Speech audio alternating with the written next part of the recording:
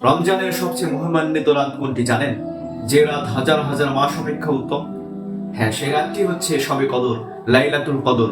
আজ আমরা সংক্ষেপে লাইলাতুল কদরের গুরুত্ব, ফজিলত এবং কবে এই রাত তালাশ করব সে সম্পর্কে জানব। লাইলাতুল কদর সম্পর্কে কোরআনে কারিমে বলা হয়েছে, লাইলাতুল কদরি খায়রুম মিন আলফি শাহর।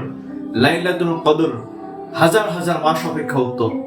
অর্থাৎ যে রাতের ইবাদতের সওয়াব প্রায় 83 বছরের ইবাদতের চেয়েও বেশি।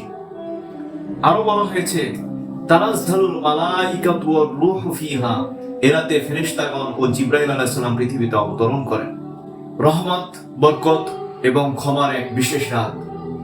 লাইলাতুল কদরের ফজিলত সম্পর্কে হাদিস শরীফে বলা হয়েছে, যে ব্যক্তি ঈমান ও সওয়াবের আশায় লাইলাতুল কদরে ইবাদত করবে, তার পূর্বের সমস্ত গুনাহগুলোকে মাফ করে দেওয়া হবে। সুবহানাল্লাহ।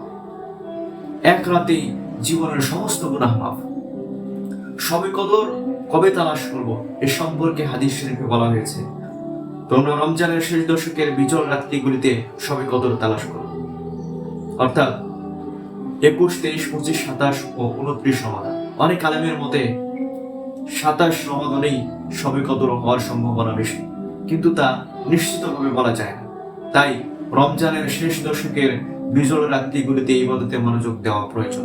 শবে কদরে কোন দোয়াটি বেশি করবে এ সম্পর্কে হযরত আয়েশা রাদিয়াল্লাহু তাআলা আনহা রাসূল কারীম সাল্লাল্লাহু আলাইহি ওয়াসাল্লামকে জিজ্ঞাসা করলে তিনি বলেন এই দোয়াটি করতে, যে হে আল্লাহ, আপনি ক্ষমাশীল, আপনি ক্ষমা করতে ভালোবাসেন, তাই আমাদের সবাইকে আপনি ক্ষমা করে দিন। তাই আসুন আমরা সবাই চেষ্টা করি এই রমজানে শুধু এক রাত নয়, পুরো জীবনটাই যেন আল্লাহর ইবাদতে আমরা সাজিয়ে তুলতে পারি। আল্লাহ তাআলা আমাদের সবাইকে লাইলাতুল কদরের বরকত লাভ করার তৌফিক দান করুন। আমিন। ওয়া আখিরু দাওয়ানা আলহামদুলিল্লাহি রাব্বিল আলামিন।